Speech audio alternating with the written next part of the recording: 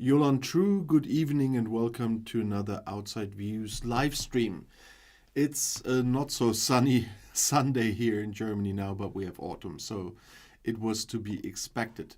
But it's not as sunny for other people as well, as we know, so that's why I put good news and bad news as a topic of the video. First of all, hi Katrina, I saw you already posted something, and otherwise the chat is still quite empty, although I see that more people are watching. But nevertheless, good evening. Good evening, Roseanne, as well. It's past 6 here at least. I know in the UK it's earlier. And I always see that on my newest channel, which is doing quite well, as you know, where I have to deal with people from several countries, and so we are using the UTC times all the time for territory defense and everything, and so it's a little bit different with different time zones. But today I will not start with a topic I have been on this week already with the elections. I come back to that a little bit later. I saw that Katrina mentioned it kind of a little bit, but there is another thing that was in the news here this weekend that is important as well. Hi Chaturet and hi Maria as well. Because the UK consumers seem to be in a bad mood as they were at the start of the pandemic. That at least was the news here in Germany. The consumer sentiment in the United Kingdom fell by as much in October as it did at the start of the pandemic. And the reasons, of course, are that the British are feeling the effects of persistently high inflation, significantly higher interest rates, the loss of EU internal market privileges, and the loss of many Polish skilled workers. And according to the British branch of the largest German market research institute, GfK, the gauge of consumer sentiment fell by 9 points to minus 30 in October. That's quite a lot. And this fall was the sharpest since April 2020. And that was when the UK entered in its first COVID lockdown. And this is comparable to the slump following the United Kingdom's decision to leave the European Union in 2016. So when the referendum happened, there was another slump like this.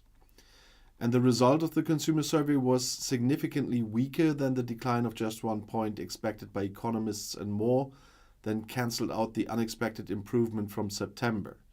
So we are back to the inflation points. I talked about this a few days ago, with the worst inflation in the group of 7 countries, so the G7 countries, with currently 6.7%. And that might prompt the Bank of England again to raise its key interest rate, and it is now at 5.25%, as we know. And that's a big problem for British retailers who were hoping for higher sales in the run-up to Christmas and are dependent on British people's willingness to spend, including through consumer loans and credit cards. But those interests there will be skyrocketing at the moment. And this means, even if a lot of people in the comments under my videos deny this, this means that almost 4 years after Brexit, the consequences of leaving the EU for the economy and consumers are still being felt in Great Britain, and that will stay so for a long time. I mean, when we heard the news about Poland and the election in Poland, I don't know who commented on this the last 2 days in the comments under my video. When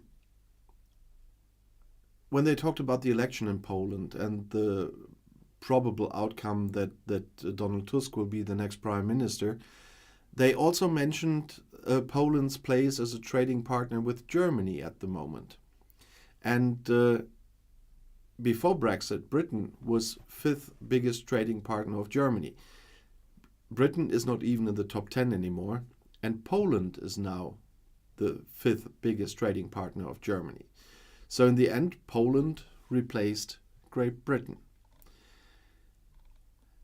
And that's an interesting,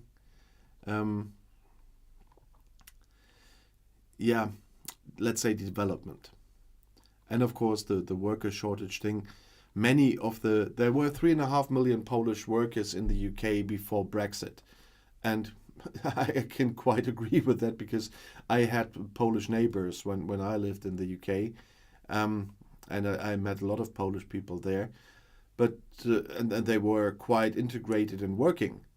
And a lot of them left the country because of the massive shift in anti-migrant sentiment.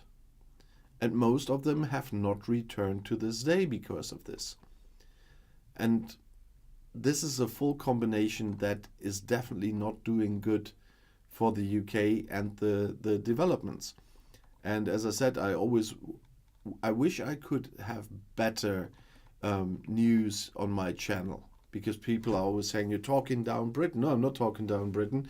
I'm talking about the realities, and that is a big problem. Hi Verti, nice to see you too. Just saw that you were coming. And that's a big problem. As you know, with the first wine video, and I mean the WINE, not the other spelling, I do report if something good happens. The problem is that there's not so much good to report on, especially not with this government. And as some recently really commented, and I saw that Ellie talked about this in one comment, for example, I myself am a conservative politician. I'm a member of a conservative party, but I can't find things to say positively about this officially conservative government. The problem is that they aren't a conservative party at the moment. They resemble very much the German AfD, but not the German conservatives. And that is really a big problem. About the party stuff, my party stuff, I have to talk a little bit later at another topic that I have to bring today, of course. But there's a lot going on everywhere at the moment. And I know that you know. And Verti, because I, of course, saw your comments, I'm always try to stay optimistic. I'm not waking false hopes here. I just try to be optimistic. And depending on future governments, the outcome of the election in the UK, you never know what will happen. So there's a lot unpredictable in the future. And so you still can be optimistic on some points and keep up the hope that some people find their right minds, and there will be some reasonable approaches to a lot of issues in the future. That's my approach, and not waking false hopes. So just wanted to comment on that, Verti. Yeah, I don't know why I put that in my list. I mean, I talked about the British car manufacturers and the higher tariffs on electric cars that will cost up to 4,000 euros more in the future if the new tariffs will come in. Probably I picked it because I had to talk about it in the end of one of my videos this week, because Kemi Badenoch awakened some false hopes there, that she was very confident that the EU would back down on this one. Well, I'm not so confident that they will do, because, as I said in one of my videos, they would create a precedence here. And they would create a precedence that would harm the EU in negotiations with other countries. And that's why I think they will keep up the tariffs. Yes, cars from the EU and cars from the UK will become more expensive. This will, especially in the UK, slow down the switch from combustion engine vehicles to electric vehicles. But the companies had a lot of time to prepare for it. I mean, we're talking, they knew in 2016 what was coming. We're not talking about just the 3 years since the deal was made. in the years before that, in all the discussions, we've seen that a lot of Tories and Brexiteers wanted a no-deal Brexit. So if I were the CEO of a big company that's working internationally, I would have prepared for a WTO Brexit, because that was on the table for a long time.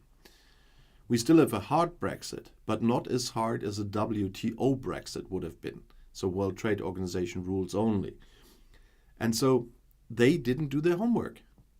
They should have started with battery factories and a lot of other stuff much earlier.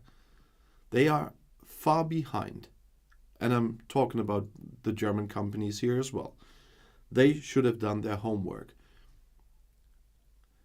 And yes, Chinese cars will be cheaper. Chinese cars already have tariffs on them and are still cheaper. And the EU, for example, will have to find a way to deal with China. That's what I was talking about a few weeks ago already. And if you listen to the State of the Union by Ursula von der Leyen, or the video I made on her speech, there is a lot going on between the EU and China at the moment, because the EU needs to find a way to work with China properly. They allowed far too much in the past, and things must change there. But that will influence the two. But that cannot mean that you soften everything else, ruin negotiations on trade deals by skipping important stuff from already fixed trade deals and everything. And so I am not as optimistic as Cami Badenoch.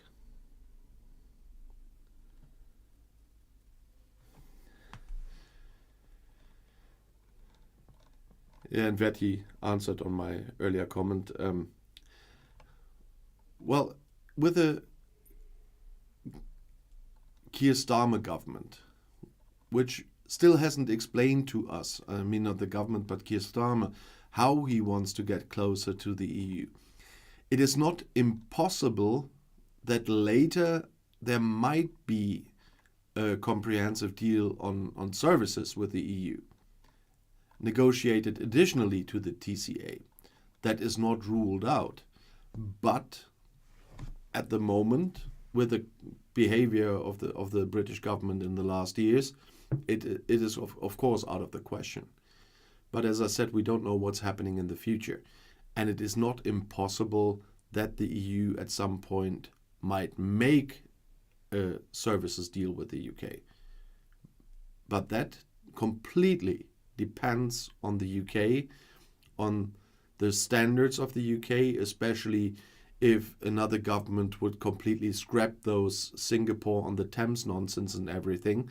And so it's improbable, but not impossible. That was the same I said about the UK-US trade deal. But as I said, I'm not that optimistic with the next government as well. So because of the way the campaign has been so far. Of course, I do believe that Starmer has very good chances to become the next prime minister. But in a lot of areas, I don't see a lot of improvement coming because of the way the campaign went. He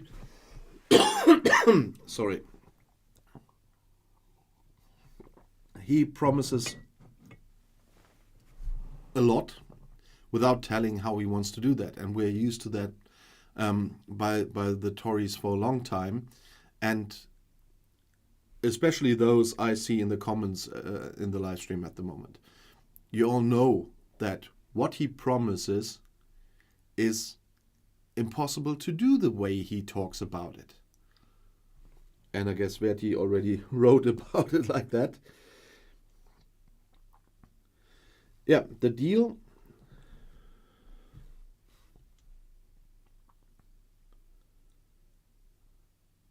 No. That's not exactly what the EU says, Verti. They say this on the current, what is the English word for that? The current relationship between the UK and the EU. But if this relationship changes, the stance on the services deal can and might change as well.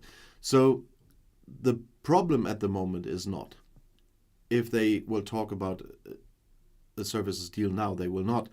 But the problem is that I don't see big changes coming with a different government. Because what Starmer promises is impossible.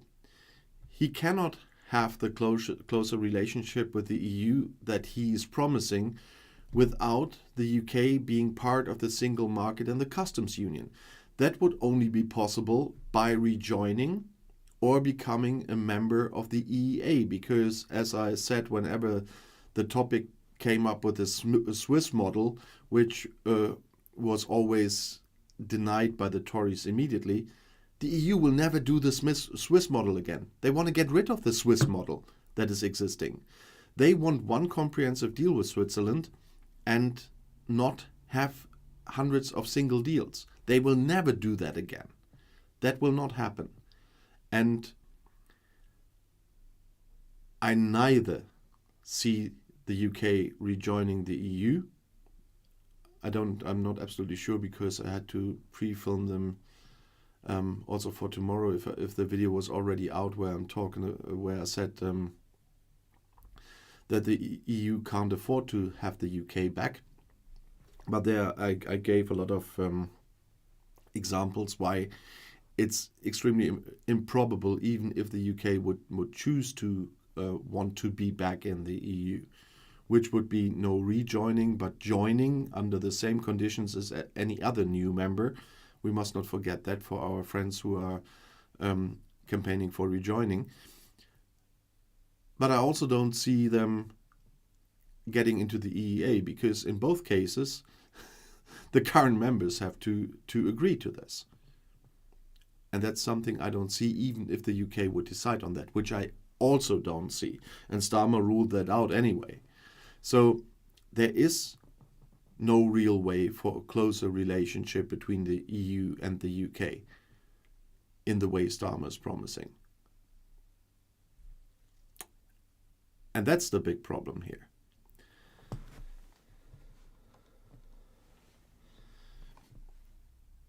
And yes, Roseanne, you're right. Starmer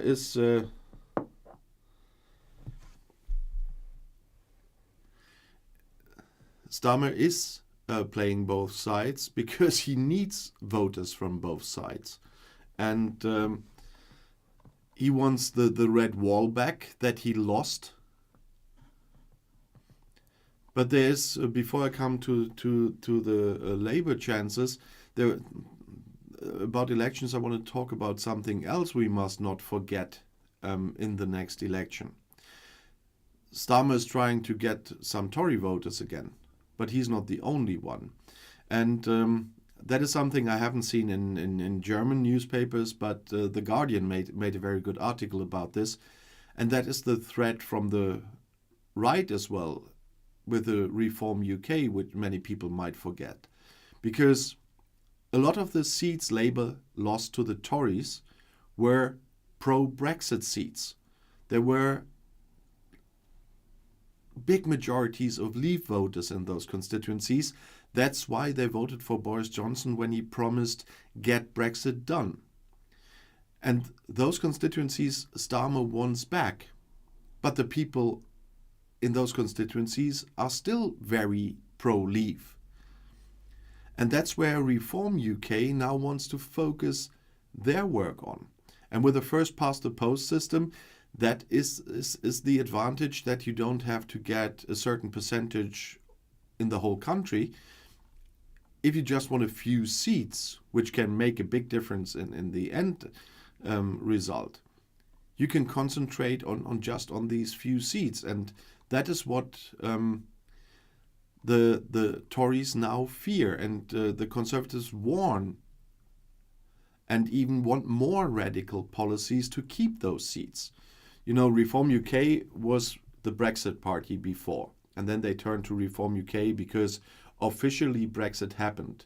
The Brexit they wanted hasn't happened yet, but still they thought it doesn't work anymore with Brexit. I mean, nowadays most people don't want to hear about Brexit. Also because they don't want to face their decision. But now they are playing kind of a party that is against the elites, against the establishment, and kind of as well doing what the AfD does in Germany. And now with the Reform UK concentrating on those very strongly pro-Leave constituencies, the Conservative Party might not lose those seats to Labour, but might lose those seats to Reform UK. And that is a threat that the Tories see now, especially after the two by-elections we just saw. And because of the two by-elections, they demand an even harder line on immigration than before, just to keep those constituencies. So some of them don't want to fight for core Tory constituencies. Yeah, like the ones they just lost, which were Tory for the last 90 years or so. And now they want to preserve their newly won but hardcore right-wing constituencies. Hardcore right-wing because of immigration and Brexit. Otherwise, they were always Labour. And even Jeremy Hunt is attacked by those people and everything because they are afraid to lose those seats to Reform UK. And Reform UK is concentrating on them. Because as I read, Richard Tice, that's the leader of Reform UK, he told The Observer he wanted to help smash the Tory party. And he pledged that he would not stand aside for the Tories in any seats. You know that the Brexit party did that at the last election to help the Tories win somehow. And he will not give any Tories any leeway here. And he really believes that the Tories deserve to be punished.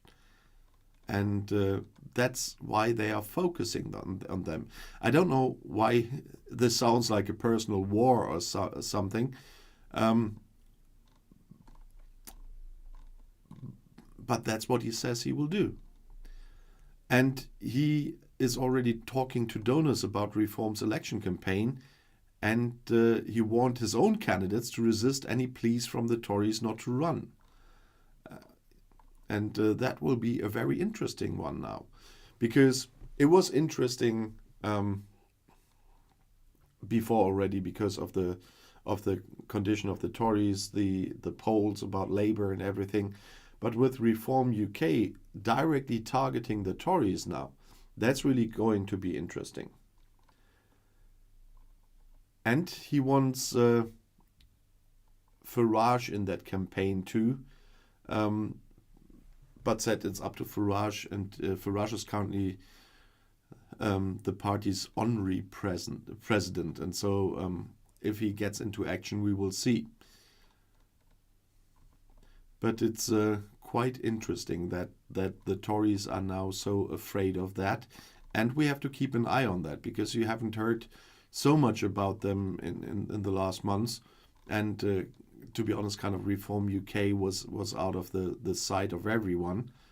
But now they want to come back, especially after the by-elections I talked about this week already in Mid Bedfordshire and Tamworth, and the victory of the Labour candidates there. It was, as I said, about 90 years in Tory hands, if I remember correctly, because I don't think that even Labour expected to win there. And they were really safe seats for the Tories. And I don't know how big the majority was, but it was major majorities there before this election. And the interesting part there, when I talked about Reform UK before, was in Tamworth, there was, I guess in the Brexit vote, 68% in favour of Brexit. And still Labour won this. I don't know if Reform UK put up a big fight there, did anything there. But Labour won this. And despite their pro-Brexit stance in the constituency. And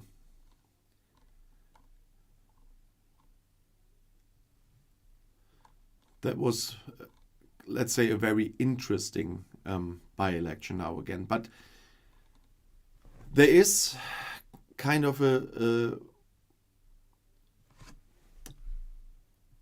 relation to the time when Tony Blair was running in the general elections, because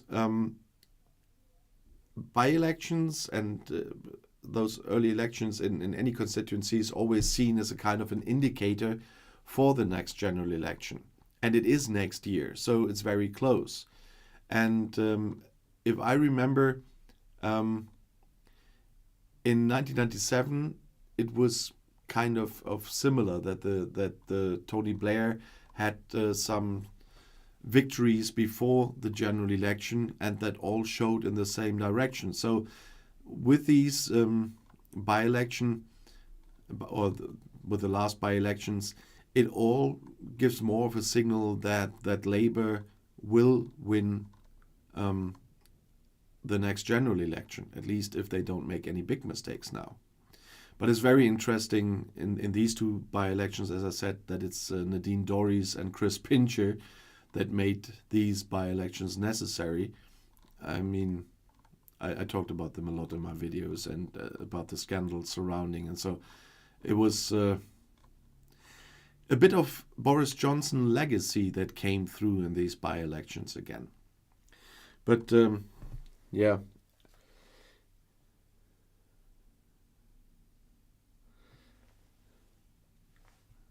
Have you been too fast, Verti, again? Did Nightbot jump in again? Oh boy. Yeah, Nightbot is quite picky, and I set the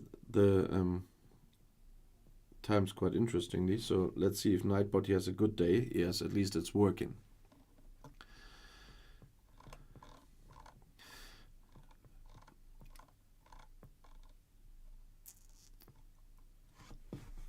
The next topic I picked for today, well, you have to decide if that's good or bad news. But of course, because it was 3 days in a row in German newspapers, I have to talk about that for a second too. And that's Greta Thunberg being charged after the protests in London. So Greta Thunberg, everybody will know her. And at a protest on the sidelines of an oil and gas industry conference in London, Greta Thunberg criticized agreements between politicians and representatives of the oil and gas industry as closed agreements. I mean, I expected her to show up at some point after Rishi Sunak talked about the licenses for new oil fields and everything. So it was expected to see her there at some point. But she was taken away by 2 police officers, and in the end has now been charged. She has been charged in London with breaches of public order law. The question is, would she have been charged? I haven't been there, and I don't know what she did, but has she been charged just because of the new law, or would she have been charged under the old law? That's a question I couldn't answer yet. But they say that she did not comply with a clause in the law that allows police to restrict public gatherings. And that's what the London police said on Wednesday already. And Thunberg and 25 other defendants were released on bail pending a November 15th court date in Westminster. So they protested on Tuesday against this conference. And she was arrested then and taken to a police station. And as a participant in the protest, she criticized agreements between the politicians and the representatives, as I said, as closed agreements behind these closed doors. And she called them spineless politicians that are making deals and compromises with lobbyists of the destructive fossil fuel industry. So, nice talk. And you know how she is. And she said, our hopes and dreams and our lives are being washed away by a flood of greenwashing and lies. As you know, when she was, it was 5 years ago, I guess, She began sitting in front of the Swedish Parliament in Stockholm on Fridays during class time to demonstrate for more effective climate protection measures. And that expanded to everywhere. But this class time thing was something I really criticized from the beginning. If you are serious about what you want, why do you have to do this during your school time? Why didn't you do that on Saturdays? On Saturdays, I haven't seen none of them. Yeah, because if you can skip a few classes, then you go to protest. So that was a thing, which is, by the way, a criminal offense in Germany to do that. But that's the other topic. But there, I criticized it a lot. But nevertheless, she has the right to protest within the borders of the law, of course, as everybody else, and so she can do that, but there's always a question how you do that. And that's the thing with the most serious topic we do have to talk about today. And I will skip the artificial intelligence and everything because of my impressions yesterday. I wanted to start a bit lighter today, although it was not very, very positive. But there was something yesterday that was quite moving.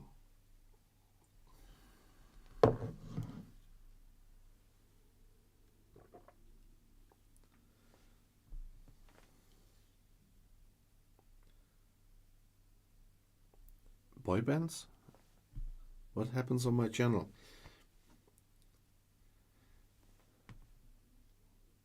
Oh boy, Justin Bieber. Do you know Zoolander? Especially Zoolander 2?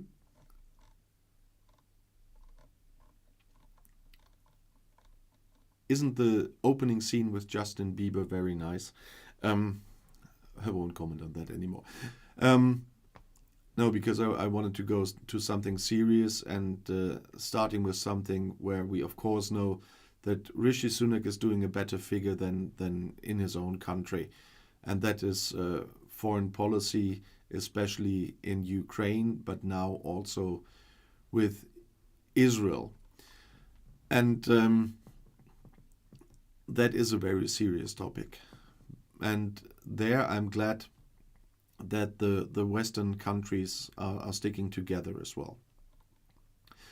Rishi Sunak was in Israel, as you know. And as I said in one of my videos last week, he emphasized his country's solidarity with Israel in Jerusalem. And Britain absolutely supports Israel's right to self-defense. And that is absolutely important. And he said, we recognize that the Palestinian people are also victims of Hamas. And that is an important part. You do know, if you have seen my videos on other channels,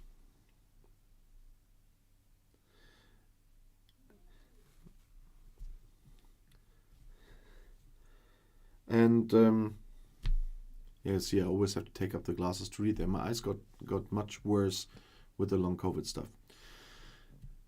No, but the Israel part, I wanted to talk about it. You see that it's even hard for me to do so. You know that I criticized the Israeli government, especially Netanyahu's government, a lot on one of my channels in the past, especially about the new law on justice and everything. And that is, of course, legit to do so. You always can criticize governments for their day-to-day politics. But that's a completely different thing from what I see nowadays, even in my hometown. We've seen this in London now, and we've seen this in my hometown. And I quickly want to get the things straight here. The Hamas attacked Israel. The Hamas is, and there is no doubt about this, a terrorist organization. And the Hamas entered Israel on purpose didn't attack military or something. On purpose, they attacked and killed more than 1,000 civilians. And they took several hundred hostages as well, all civilians. And there is no place for any discussion of whose fault that is. It is only the fault of the terrorist Hamas. And you can talk a lot about the politics of Israel and their connection with the Palestinians and everything. But the situation we're talking about right now is just one thing: an attack of a terrorist organization on innocent civilians. Just to get that one straight. And we're talking about a lot of organizations that are connected to the Hamas trying to stir up the situation in Western countries now as well with anti-Semitic demonstrations. And we had one of those in my hometown on Saturday as well. One of those demonstrations. And all Democrats and a lot of reasonable other organizations here in my hometown, as soon as they learned from it, on short notice put up a counter demonstration. I went there, of course, on Saturday and was there with members from many other parties, from my party, from organizations, and we were making clear that this other protest that was going on there, that the police had to have a very close eye on because of what those organizations that were marching there were doing, that there's no place in my city for people like this. And if you think about that, the British intelligence now warns of terrorist attacks in the United Kingdom because of what's happening in Gaza. That is unbelievable. And they said that after the Five Eyes meeting. You know, Five Eyes we've talked about a lot. And they expect something to happen on British soil even. And when I see what's happening here in Germany with protests in Berlin and other places and the brutality going on there, I'm not surprised. And in London, there also, the Metropolitan Police estimated up to 100,000 people that took part in a pro-Palestinian demonstration in London. And they marched through the city centre and gathered in front of Prime Minister Rishi Sunak's official residence in Downing Street. And they called for freedom for Palestine and criticized Israel. At this point of time, and the police said even before, like the police here in my hometown and in Germany generally said, that violence and expressions of support for Hamas, which is banned in Britain, would not be tolerated. And the demonstrators in the city centre chanted the slogan "From the river to the sea, Palestine will be free." If you know what this "from the river to the sea" means, this is a code for wiping out Israel, wiping Israel from the map. That is what "from the river to the sea" means. And this is something no democracy on this planet can tolerate. Of course, the people chanting this always say, this is not anti-Semitism. But everybody knows what "from the river to the sea" means. And we cannot tolerate this. And you will be very surprised now, but that's why I said why the British government is doing a good job on this part of politics. I agree with Suella Braverman, and I hope everybody is still conscious on the other side of the screen. I agree with Suella Braverman. She criticized the slogan as anti-Semitic, and rightly so. And she also said it was understood by many as a call for the destruction of Israel. And I say not by many, by everyone who knows their way around there, knows that it is meant this way. The saying refers to the territory of Israel from the river Jordan to the Mediterranean, and that's why it is this. And now the Jewish organizations in Britain asked the judiciary to clarify whether shouting the slogan is a criminal offense, and I'm waiting for some decisions here in Germany as well. Overti, thank you for the super chat, of course, but long COVID and serotonin, new research today. Oh yeah, I'll really be very interested in that. Because our medics here still talk about there's not much you can do.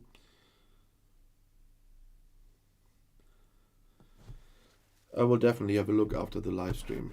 But I'm sorry, I'm very touched by this topic because we were I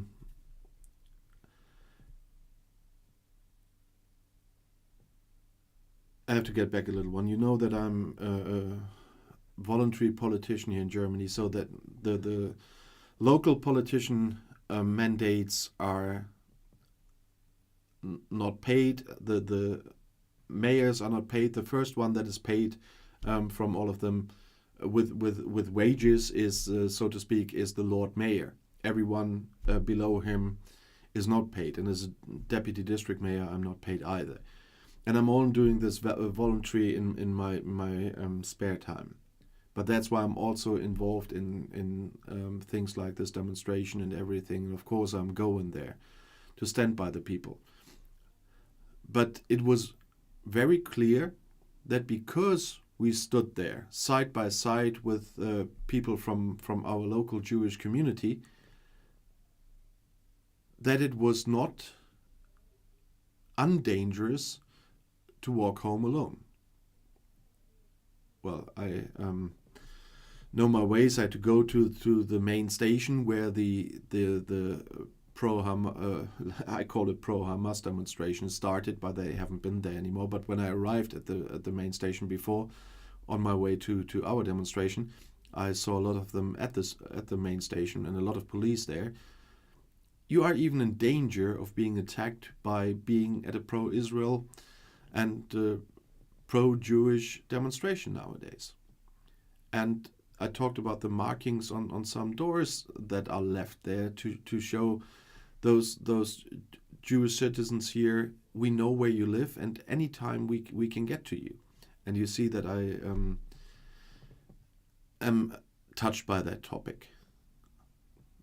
Yeah, I'm a Catholic. You know my stance on the Shoah and the Second World War, that it's not my responsibility because I haven't been alive there, but that it is our responsibility that this never happens again.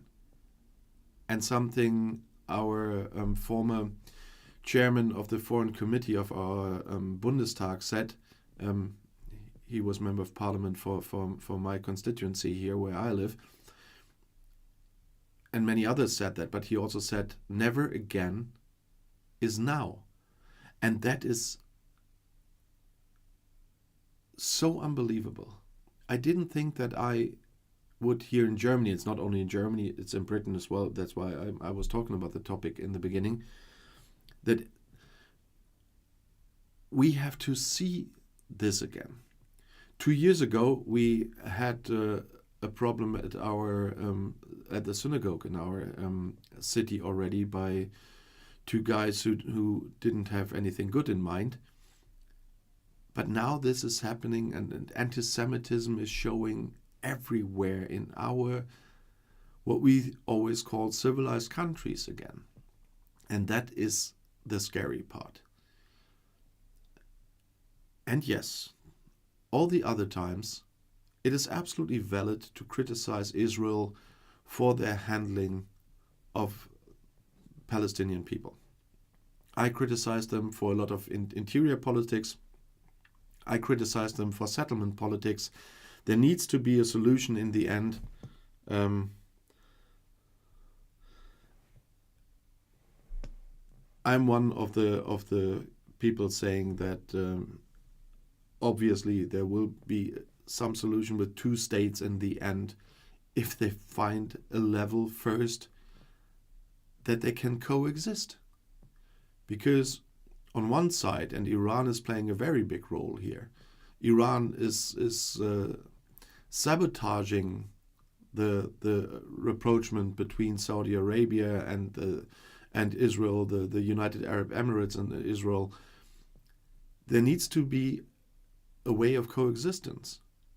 And then in the end we can have peace. And then that's the time for a Palestinian state as well. But as long as all of these terrorists are there, and we see it at the moment with the Hamas from the Gaza Strip, with the Hezbollah attacking as well from Lebanon, this is our problem. But that this is supported in so many Western countries by so many people, that is, I don't, that's a problem with English then. It's not disappointing. That's a far too soft word for that one. It's something I will never understand. And that's what we have to stand up against. And I'm really grateful that within a short time, because we only when we learned about the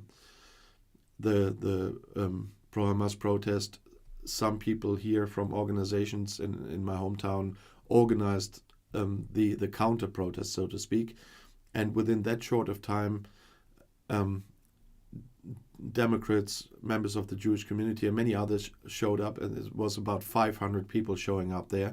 The Hamas protest, which was planned obviously longer and was not organized and showed notice, they had about 1,000, but that we had a 500 there on the side of our Jewish community within such a short notice, that was impressive, and the people speaking there was impressive. What was really impressive there was from a youth organization. We have 3 speakers there, and I was standing there with MPs, with federal ministers and so on from my hometown, and the most speeches were held by members of a youth organization. The young people stood there and making their point against this terrorism. And that are those small points that give me hope. That we have reasonable young people in our countries, despite all this social media bubble living use, we have them too. And those are the little signs of hope. I'm sorry that I had to go to that topic today for quite some time, but that is a really important one. And when I put that flag there, my long-term viewers know that it's always in the studio. I'm just shuffling around the content of the studio all the time. But when I put that inside again, of course, of the situation, I lost subscribers and I got a lot of hate comments because of that. And that is a sign that it's absolutely important to have that flag standing here. And it's not about their government, their internal politics. It is about they and this flag and the country that holds this flag have a right of existence. And they also have a right of existence here in my studio. Sorry, I know that was a bit much, but being there yesterday, of course, also touched me very much. And physically standing side by side with members of our Jewish community that are really concerned at the moment, of course, doesn't leave you just like this. So it was important for me to include this in this live stream. And so what I have to say next, and I hope that I will mention this more often on both channels, because when I make the videos for the EU next week on my EU channel, because you know the EU videos damaged my this channel, so I had to move them to another because the interests are too different. On the EU channel, I will definitely have a topic there, because the EU decides on, of course, on support for Gaza, for Israel and everything, and humanitarian aid and so on, will definitely be a topic. So it will always come up again. And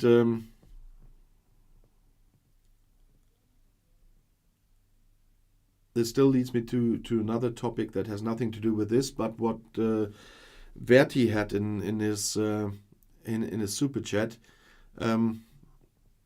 I really have to take care, and in the last weeks I didn't. And when I started with live streams a long time ago, and then I let it be because of the situation of timing. And I saw that my health is not better now than it was at that time. It was better that time, but I didn't get too many free days this year again. And so it's good and bad news in the end. But I will not stop the live streams, but I have to tell you that I have to change it to occasional live streams in these weeks where I seriously can manage to have a day off. Because usually I have to work, when I do the live streams in a good week, I have to work 6 days a week. Because when I do the live stream on Sundays, the rest of the Sunday I spend a lot of time on preparing for the live stream, of course. Not only technically, but also putting my stuff together, my topics together and everything. And at the moment I know that I get very tired. And if I cannot have at least a Saturday free, because with the other appointments I have with politics and everything, it happens a lot recently that I don't even have the one free day. So I worked 7 days in a row without any break. And so I really have to bring it to an occasional live stream. When I have very interesting stuff and when I get some rest during the week, and the week is from Monday to Sunday for me because I'm self-employed here, I will put them in. I will inform you beforehand that I will do them, but I will not be able to do them regularly. And I tried to revive them as a regular thing. Try to overcome the reasons why I stopped at that time, but it doesn't work. I'm working far too much, and especially with my health not being on its prime, it doesn't work. And I hope you will not be too disappointed with me or take it too bad that I have to take care of that first. As I said, I will do occasional live streams, so you get the chance to talk to me directly and interact directly. But I cannot do this every Sunday. So I really have to see that I get a certain rest during the week, because since this long COVID nonsense happened, I really feel my body much more. And this week from all the working, I killed my back. So I had on Tuesday, I couldn't work at all because I had appointments in the morning for Carnival, which is coming as well, and a photo session in our zoo, by the way. I will let you, I will post one when it's out in the newspapers. And later on, I had the district council session, and I was limping there because the night before my back completely stopped to work properly, and I was in pain this whole live stream as well, by the way. And so I have to take more care of myself. And so I hope you have the understanding and that it's necessary, and I will from time to time see you in person live, but I cannot do that regularly. There's too much to go. If this channel was bigger, but I admit I made some mistakes in the time since I started the channel. That's why it is the size it is today. Then I probably could do this and I wouldn't have to do all this additional work. But I have to do this additional work. I have to do the work for the new channel, which is doing really well, where I will not do the mistakes I did here in the beginning of this channel, and so on. And I really have to balance everything out. And at the moment,